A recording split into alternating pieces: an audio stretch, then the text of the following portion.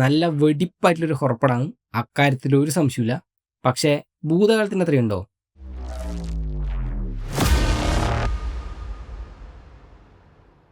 രാഹുൽ സദാശിവൻ പണ്ടത്തെ ഒരു ഇന്റർവ്യൂവിൽ പറഞ്ഞത് കൊറോണയുടെ ടൈമിൽ ഈ ഹൊറർ സ്ക്രിപ്റ്റ് ഇയാൾ കുറേയാണ് എഴുതി വെച്ചിട്ടുണ്ടെന്ന് പറഞ്ഞു.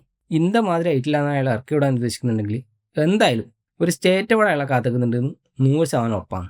ഈ പടത്തിൽ ഈ രാഹുൽ സദാശിവനെയോ അല്ലെങ്കിൽ പ്രണവ് മോഹൻലാലിനെയോ ഒന്നല്ല എനിക്ക് ഏറ്റവും കൂടുതൽ പറയാൻ തോന്നുന്നത്. ഇതിൻ്റെ മ്യൂസിക്കും സൗണ്ട് ഡിസൈനും ഈ പടത്തിന് എലവേറ്റ് ചെയ്തൊരു ലെവലുണ്ട്. സത്യം പറഞ്ഞാൽ ഒരു ഹോളിവുഡ് ലെവൽ ഐറ്റം. ഞാൻ ഈ സൗണ്ട് ഡിസൈനെ കുറിച്ച് പറഞ്ഞത് ഈ ഒരുപാട് മ്യൂസിക് വാരി കുത്തി കയറ്റിയെന്നല്ല, ഓരോ സ്ഥലത്തെല്ലാം വെറും സൈലൻ്റാണ്. അതായത് തിയേറ്റർ ഫുൾ സൈലൻറ്റ്. പടത്തുനിന്ന് ഒരു സൗണ്ടില്ല, ഓഡിയൻസിൻ്റെ ഇടയിലായാലും ഒരു സൗണ്ടും ഇല്ല. ചില സമയത്തൊക്കെ പിൻ ഡ്രോപ്പ് സൈലൻസ് എന്ന് പറയാം. അത് തിയേറ്ററിൽ നിന്ന് നമുക്ക് തരുന്നൊരു ഫീലുണ്ട്. നമ്മൾ ആങ്സൈറ്റി എല്ലാം അങ്ങ് കയറി അങ്ങ് പോകും. ഞാൻ സത്യം പറയാം, തിയേറ്ററിൽ നിന്ന് എനിക്ക് ഇങ്ങനെ ഒരു എക്സ്പീരിയൻസ് ഇതുവരെ കിട്ടിയില്ല. ഞാൻ ഈ ഹൊറപ്പടം അധികം ഇഷ്ടപ്പെടാത്ത ഒരാളാണ്. പക്ഷേ ഈ പടത്തിൻ്റെ ഒരു 1.5 മണിക്കൂർ എനിക്ക് തിയേറ്ററിൽ നിന്ന് കിട്ടിയതിൽ വെച്ചിട്ട് എൻ്റെ one of the best experience എന്ന് വേണം പറയാം. ഈ പടത്തിൽ പ്രണവ് മോഹൻലാൽ കഴിഞ്ഞാൽ ഏറ്റവും കൂടുതൽ ഒരു സ്ക്രീൻ സ്പേസ് കിട്ടുന്നത് ആ ഒരു വീടിനാണ്. ആ ഒരു വീട് മെയിൻ ക്യാരക്ടറാന്ന് പറയാം. ആ വീട്ടിൽ ഇവർ ഉണ്ടാക്കിയ ഒരു ആംബിയൻസ് ഒക്കെ ഉണ്ട്, സമ്മതിച്ചു കൊടുത്തേ പറ്റൂ. കാരണം എന്ന് വെച്ചാൽ പൊതുവെ ക്ലീശ പ്രകാരം ഈ ഹൊറർ ഉണ്ടാവണമെങ്കിൽ ഇരുട്ട് വേണം, അല്ലെങ്കിൽ ഏതെങ്കിലും പൊട്ടിപ്പൊളിഞ്ഞ വീട് വേണം, അല്ലെങ്കിൽ പഴയ ഏതെങ്കിലും കൊട്ടാരം വേണം, അങ്ങനെയൊക്കെയാണല്ലോ പറയാം. ഇതൊന്നുമില്ല. നല്ല വെടിപ്പായിട്ട് നല്ല എസ്തറ്റിക്കലി എടുത്തു വെച്ചാൽ ഒരു കിടിലം വീട്. ഈ വീട്ടിൽ ഇവർ ഈ നൈറ്റ് കൊടുക്കുന്ന കുറേ ലൈറ്റിംഗ് ഒക്കെ വെച്ച് ഒരു ഹൊറർ ഫീൽ ഉണ്ടാക്കുന്നുണ്ട്. എനിക്കൊന്ന് ഈ രാഹുൽ സദാശിവനെ കൊണ്ട് മാത്രമേ ഈ ജസ്റ്റ് ഒരു വീട് വെച്ച് നല്ല പട്ടാപ്പകൽ നമ്മളെ പേടിപ്പിക്കാൻ പറ്റൂ. പിന്നെ പ്രണവിൻ്റെ കാര്യം പറഞ്ഞിട്ട് വേണ്ട, പ്രണവിൻ്റെ കരിയർ തന്നെ ബെസ്റ്റ് എന്ന് വേണം പറയാം.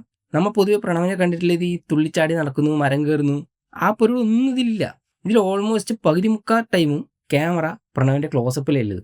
ഈ ക്ലോസപ്പിൽ വെച്ചിട്ട് പ്രണവിൻ്റെ ഒരു എക്സ്പ്രഷനും ആക്ടിങ്ങും ഒക്കെ കിട്ടുവാണ്. അതുകൊണ്ടാണ് ഞാൻ പറഞ്ഞത് പ്രണവിൻ്റെ കരിയർ ബെസ്റ്റ് എന്ന് വേണം പറയാം. പിന്നെ ഇതിൽ വേറൊരു ചെങ്ങയുണ്ട്, ജിബിൻ ഗോപിനാഥ് എന്നോ അങ്ങനത്തെ അയാളുടെ പേര് കിടു. അതായത് പ്രണവ് കഴിഞ്ഞാൽ ബാക്കി ഏകദേശം എല്ലാ സമയത്തും ഇയാളെയാണ് നമ്മൾ സ്ക്രീനിൽ കാണുന്നത്. അയാൾ പൊളിച്ചിട്ടുണ്ട്. പിന്നെ ഇതിന് VFX ടീമിനെ എടുത്ത് പറയണം, അവരും നല്ല അറിഞ്ഞ് പണിയെടുത്തിട്ടുണ്ട്. സത്യം പറഞ്ഞാൽ ഒരു വെറൈറ്റി എക്സ്പീരിയൻസ് ആണ്, നല്ല കിടിലിനാക്കിനി. പക്ഷേ നമ്മളെ ചോദ്യം ഇതല്ല, ഇത് ഭൂതകാലത്തിൻ്റെ അത്ര ഉണ്ടോയെന്നില്ലയാണ്. എൻ്റെ ഒരു അഭിപ്രായം പറഞ്ഞു കഴിഞ്ഞാൽ ക്ലൈമാക്സിലെ ഒരു 1/4 മണിക്കൂർ അത് അത്രക്കങ്ങ് പോരാ. കാരണം ഈ പടം ബിൽഡ് ചെയ്ത് വന്ന ലെവൽ എന്ന് പറഞ്ഞു കഴിഞ്ഞാൽ അത്ര പീക്കിലാണ്.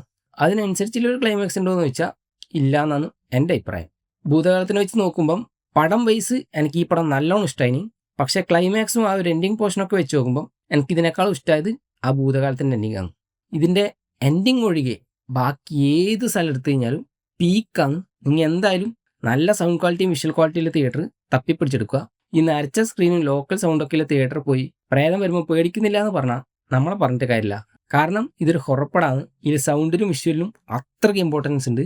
ഞാൻ നേരത്തെ പറഞ്ഞല്ലോ, ചില സൈലൻസും ചില ബ്രീത്തിങ്ങിൻ്റെ മൊമെൻറ്റ്സ് പോലും ഇവർ നല്ല വൃത്തി യൂസ് ചെയ്തിട്ടുണ്ട്. അത് കറക്റ്റായിട്ട് കേൾക്കണമെങ്കിൽ നല്ലൊരു ഡോൾബി അറ്റ്മോസിലുള്ള തിയേറ്ററിൽ നിങ്ങൾ പോകണം. അപ്പോൾ ഇതാണ് എൻ്റെ അഭിപ്രായം. നിങ്ങൾ എന്തായാലും പടം തിയേറ്ററിൽ തന്നെ കാണുക.